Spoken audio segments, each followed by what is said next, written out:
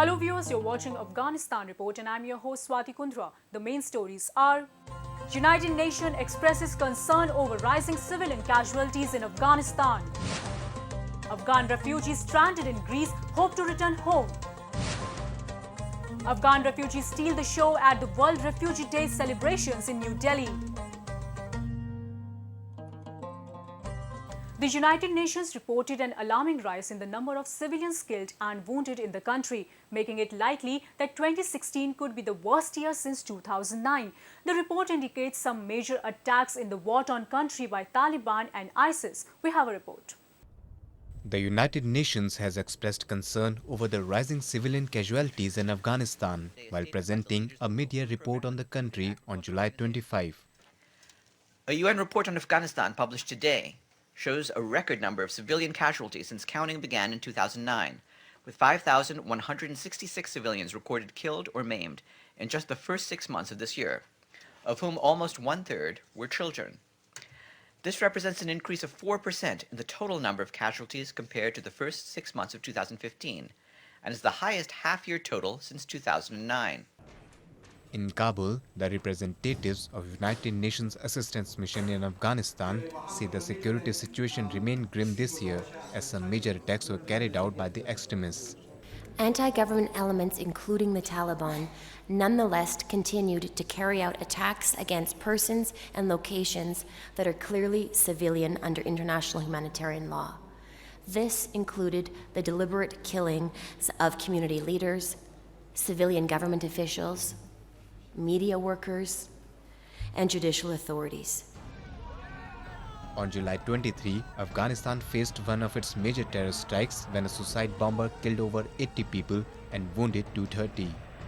Islamic State said it was behind the attack on a Shia Hazar protest march at Dehmazang Square in Kabul.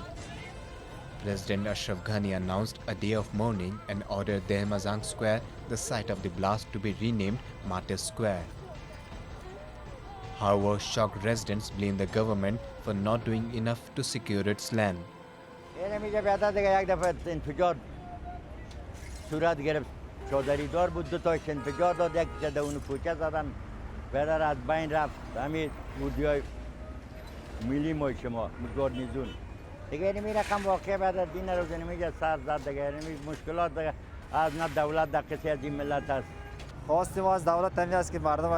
تامین امنیتی مردم بگیره تا مردم راحت شوه از این خواست دربدری بیرون شوه از این بدبختی بیچارگی که مردم در کار و غریبی خود برسه. A NATO spokesman warned the Islamic State may carry out similar attacks within and beyond Afghanistan in the coming days. The terror group has posed fresh challenge for Afghan and NATO forces in the country. Many Afghan refugees who are stuck in makeshift camps in Greece are considering returning home after neighboring European countries have closed down their borders. We have a report. Afghan refugee Mahsouma, who was born in a refugee camp in Iran, began her journey to Europe with her husband and daughter at the beginning of 2016. They dreamed about giving a better life to their daughter in Europe. However, it was shattered after arriving in Greece. As Greece's neighbors closed their borders to refugees, Mahsouma was stranded in a makeshift refugee camp at an abandoned airport in Athens. Spending months waiting for the border to reopen, her family's confidence for continuing the journey has been greatly shaken by the harsh living conditions in the camp. My situation better than this. We don't think when we go to Europe we have this situation. Everybody thinks maybe we have a good, better life in it here.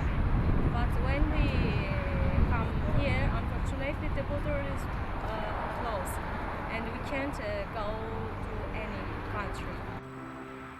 Many other refugees also said they could not stand living in the harsh conditions. However, some of them are unable to return home after giving human traffickers all they had to travel to Europe.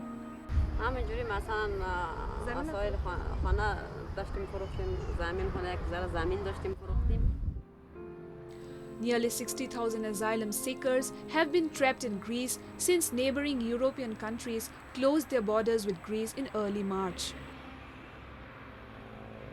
June 20 is marked as World Refugee Day. In New Delhi, an event was organized by United Nations High Commissioner for Refugees or UNHCR, where refugees from Afghanistan participated with gusto. Take a look.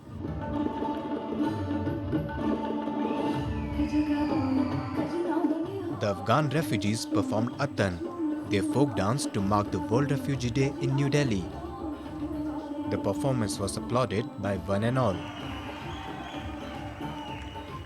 The lively event brought smiles to many who are forced to live far away from their homeland.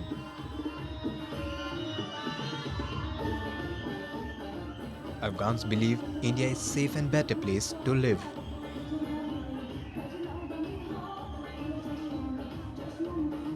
मेरे हिसाब से तो India is the best because they are peaceful people. Like if they provide education, if they provide a job for us, then it's great place for us. Even more than America, more than Europe, more than any other country.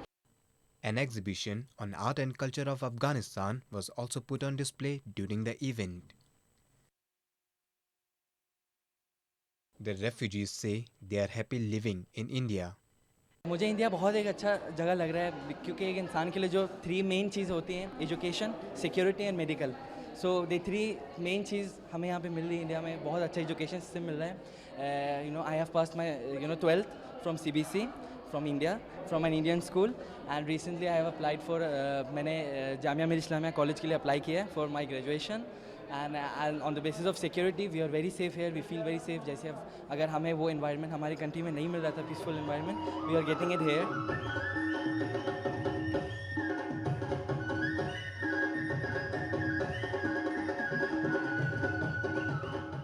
Over 10,000 Afghans are registered as refugees in India. Many more people are coming here in search of safety, good education, and better health facilities. Music can heal and has the power to bring peace among people. Today we meet members of Yuva Beats, a music band formed by a group of Afghan refugees living in New Delhi. Here's a look. It's been 7 years since Yuva Beats established itself as a unique refugee band in New Delhi.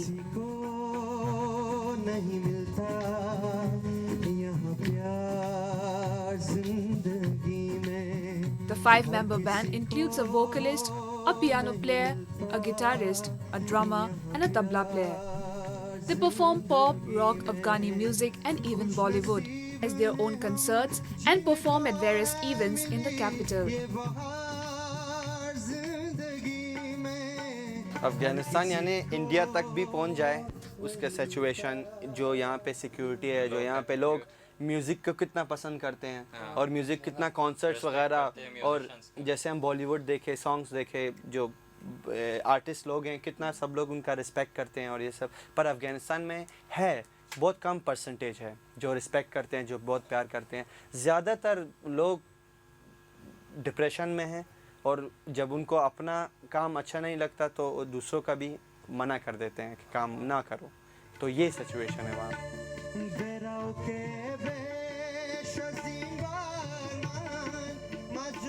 The band is managed by Khalid Mominzada, an Afghan journalist who in 2009 brought together some refugees of his country staying in India.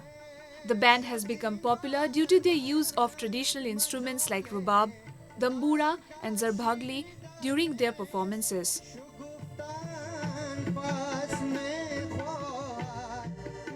Members of Yuva Beat cherish the fact that they can play their music freely in India.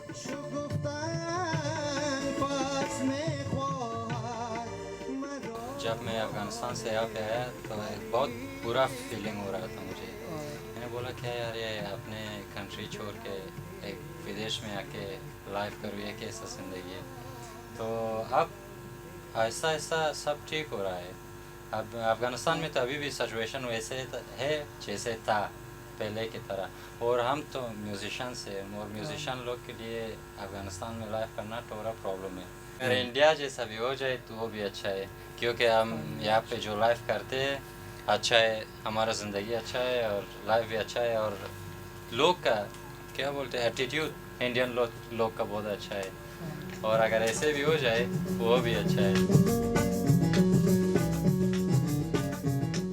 BITS is now trying to get a break in the Indian film industry.